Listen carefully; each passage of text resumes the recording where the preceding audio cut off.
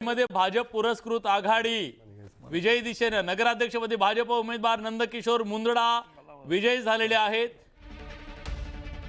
आमदारकी सुद्धा त्यांच्याच घरात आहे। केची आणि अंबाजोगाईची ही निवडणूक त्यांनी जिंकलेली आहे। मगाशी बालाजींनी जो प्रश्न उपस्थित केला तर मला त्यांना तेवढंच सांगायचं, शिरोमणी अकाली दल करतील तुमचं हो असं जे ते म्हणाले, तर शिरोमणी अकाली दलाचं काय झालं आणि भाजप बरोबर त्यांचे काय संबंध होते आणि का बिघडले याच्याकडे त्यांनी लक्ष दिलं पाहिजे। राहिला प्रश्न शिवसेना आणि भाजप, आम्ही नैसर्गिक मित्र आहोत। आमची युती ही विचारांची, तत्वाची आणि कामाची युती आहे। त्याच्यामुळे या युतीमध्ये खडा टाकण्याचा प्रयत्न पुष्कळ जण करतील, पण हा मगाशी मी सांगितलं की भाजप आणि शिवसेना हा फेविकॉलचा जोडा आहे। त्याच्यामुळे वेगळं होण्याचा काही प्रश्न येतच नाही। आम्ही एकत्र आहोत, एकत्र राहणार आणि महायुती म्हणून पुढचं येणारा जो कार्यकाळ आहे तो पण आम्ही महायुती म्हणूनच पुढचे सगळे इलेक्शन जे आहेत ते आम्ही लढवणार आहोत। बिलकुल। राजूजी, फील गुड क्लायमेट, एक महत्त्वाची बातमी समोर येताना दिसते। सोलापूरमधनं मोहोळ नगर परिषदेत शिवसेना शिंदे गटाच्या सिद्धी वस्त्रे नगराध्यक्षपदी विजयी झाल्यात, तर लांजा नगरपंचायत महायुती नगराध्यक्ष सावली कुरूप ह्या विजयी झालेल्या आहेत। तर जालन्यामधनं देखील ब्रेकिंग समोर येताना दिसते। अंबड नगर परिषद निवडणूक निकाल समोर आला। नगराध्यक्षपदी देवयानी कुलकर्णी भाजपच्या त्या 5910 मतांनी विजयी झाल्यात। इथलं एकूण नगरसेवक बलाबल जर आतापर्यंतचं लक्षात घेतलं, भाजपचे 14 नगरसेवक, RSPचे 2, राष्ट्रवादी शरद पवारचे 4, काँग्रेसचा 1, राष्ट्रवादी काँग्रेस 1। जेजुरी नगर परिषदेचा निकाल जो आहे तो सार्वत्रिक निवडणुकीचा तो समोर येताना दिसतोय। जेजुरी नगर परिषद निवडणुकीत राष्ट्रवादी काँग्रेस अजित पवार गटाचा दणदणीत विजय झाला। नगराध्यक्षपदी जयदीप बारभाई विजयी झालेत। राष्ट्रवादी काँग्रेस अजित पवार गटाचे 17 उमेदवार इथं विजयी झाल्याचं कळतंय। भाजपचे केवळ 2 उमेदवार या ठिकाणी विजयी झालेले आहेत, तर अपक्ष तानाजी खोमणे विजयी झालेत। विजयानंतर राष्ट्रवादी काँग्रेसने भंडारा उधळून आणि फटाके फोडून जोरदार जल्लोष जेजुरीत केलाय।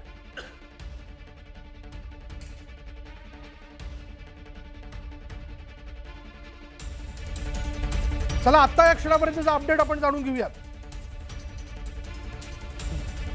नंदुरबार मधलं चित्र, शिवसेनेचे 8 नगरसेवक या ठिकाणी आघाडीवरती आहेत असं कळतंय।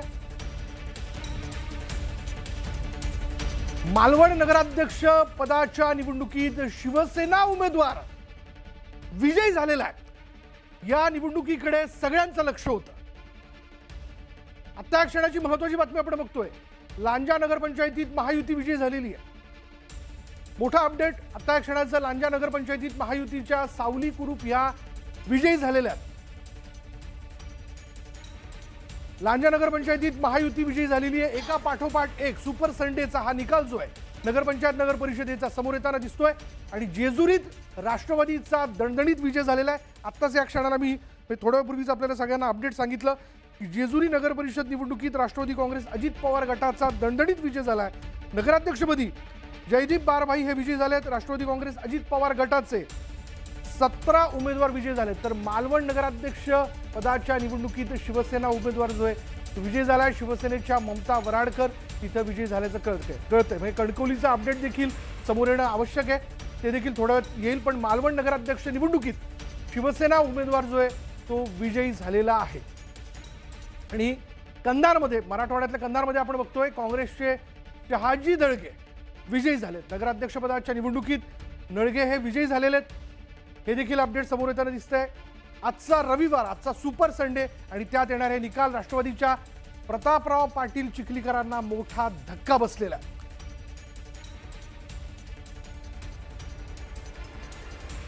आणि हा एका पाठोपाठ एक निकाल जो आहे तो समोर येताना दिसतोय। जालन्यातील अंबडमध्ये देखील भाजपचा विजय झालेला आहे। रावसाहेब दानवेंनी याबद्दलचा विश्वास जो आहे तो व्यक्त केलेला होता। अंबडमध्ये भाजपच्या देवयानी कुलकर्णी या विजयी झालेल्या आहेत। भाजपने या ठिकाणी 100चा आकडा केव्हाच पार केला। आर्णीमध्ये नगराध्यक्षपदाच्या निवडणुकीत काँग्रेसची आघाडी जी ती दिसून येते आणि BC मध्ये भाजपचे अतुल पारवे हे आघाडीवरती आहेत। त्यामुळे भद्रावतीत शिवसेनेचे प्रफुल्ल चटकी हे आघाडीवरती आहेत, तर धुळ्याच्या शिंदखेड्यात राष्ट्रवादीने बाजी मारली आहे। उत्तर महाराष्ट्र खानदेश, तर कलावती माळी या नगराध्यक्षपदी तिथं विजय झाल्याचं कळतंय. इथे देखील गिरीश महाजन असतील किंवा इतर भाजपचे दिग्गज नेते हे ठाण मांडून होते, लक्ष ठेवून होते. पण इथे राष्ट्रवादीने जोरदार बाजी मारली आहे. धुळ्याच्या शिंदखेड्यात राष्ट्रवादीच्या नगराध्यक्ष जो आहे तो निवडून आलेला आहे. नगराध्यक्षपदी कलावती माळी या निवडून आल्याचं कळतंय. तर मनसरमध्ये शिवसेनेचा नगराध्यक्ष जो आहे तो निवडून आलेला आहे. म्हणजे भाजप पाठोपाठ शिवसेना शिंदे गट देखील जोरदार आघाडीवरती असल्याचं पाहायला मिळतंय.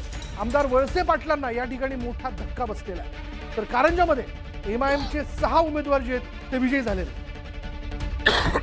माफ करा, साताऱ्यात भाजपचे 5 नगरसेवक विजय झाल्याचं कळत आहे.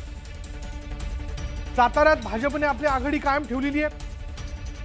निकाला म्हणजे मतमोजणी जेव्हा सुरू झाली तेव्हापासून भाजपची आघाडी जी ती या ठिकाणी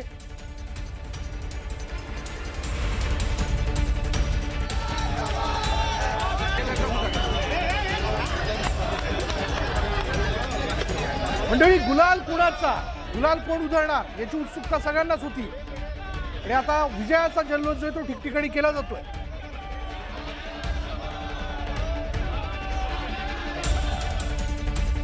तर सांगलीच्या ईश्वरपूरमध्ये महायुतीला मोठा धक्का बसलाय.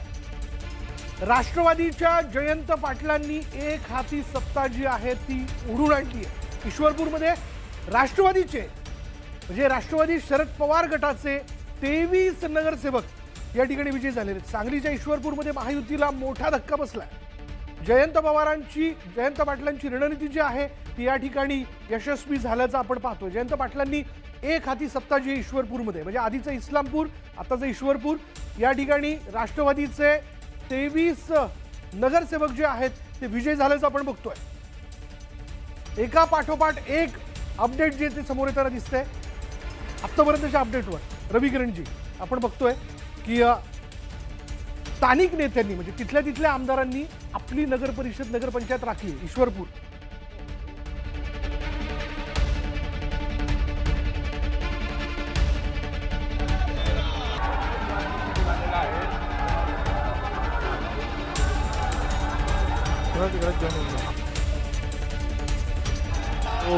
हा याच्यातनं परिवर्तित होतो की जयंत पाटील यांना राजकारणामध्ये त्रास दिला जातोय. जयंत पाटलांची कोंडी केली जाते आहे. त्यांच्या व्यक्तिगत याच्यावर हल्ला केला जातोय हे लोक बघत असतात. आणि पुन्हा त्यांचा दूध संघ आहे, साखर कारखाना आहे, सूतगिरणी आहे, बँक आहे. त्या नेटवर्कमधून जे त्यांनी सगळ्यांशी संबंध ठेवलेले आहेत हे त्याचं यश आहे. आणि जिथं जिथं असं नेटवर्क उभं राहिलं तिथं त्या प्रस्थापित नेत्यांच्या मागे जनता उभी राहते. कारण त्यांच्या सत्तेची फळं ही जनतेपर्यंत पोहोचत असतात. जिथं ती पोहोचत नाहीत आणि जिथे लोकांना दिसतं की बाबा इथे राज्यात जो पक्ष सत्ताधारी आहे त्याच्यासोबत नाही राहिलो तर आपलं काही खरं नाही, आपला नेता काही तिथपर्यंत आपल्याला घेऊन जाणार नाही, तेव्हा मग चित्र वेगळं दिसायला लागतं. विशाल, बरोबर, हा सगळ्यात मोठा फरक. बिलकुल.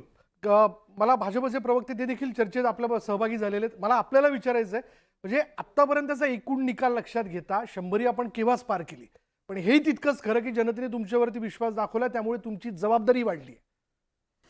निश्चित 100% जबाबदारी आमची वाढलेली आहे आणि त्या जबाबदारीनं आम्ही काम करतोय. ज्यावेळेस जनतेनं आम्हाला राज्यामध्ये सत्ता दिली, केंद्रामध्ये सत्ता दिली आणि त्या जबाबदारीचं भान ठेवून आम्ही काम करतोय, त्याचाच परिणाम आजच्या निकालात या ठिकाणी आपल्याला सगळ्यांना दिसतोय. ज्यावेळेस आपण सत्ता आपल्याला मिळते त्या सत्तेचा सदुपयोग जनतेच्या हितासाठी केला पाहिजे, जनतेला न्याय देण्यासाठी केला पाहिजे. आणि ज्यावेळेस आपण जनतेला न्याय देण्याच्या भूमिकेत असतो, न्याय देतो, त्यावेळेस त्याचा परिणाम म्हणून निवडणुकीत असे रिझल्ट आपल्याला या ठिकाणी बघायला मिळतात. आज राज्यात आपण बघितलं असेल, या राज्याचे मुख्यमंत्री सन्माननीय देवेंद्रजी फडणवीस साहेब असतील, आमचे प्रदेशाध्यक्ष रवींद्रजी चव्हाण साहेब असतील, बावनकुळे साहेब असतील, आमचे सगळे भाजपचे नेते असतील आणि विशेषतः भारतीय जनता पार्टीचे गावखेड्यातले शहरातले सगळे तळागाळाचे कार्यकर्ते असतील, बूथवरचे बूथ प्रमुख असतील, या सगळ्यांच्या मेहनतीला आज या ठिकाणी फळ येताना दिसतंय.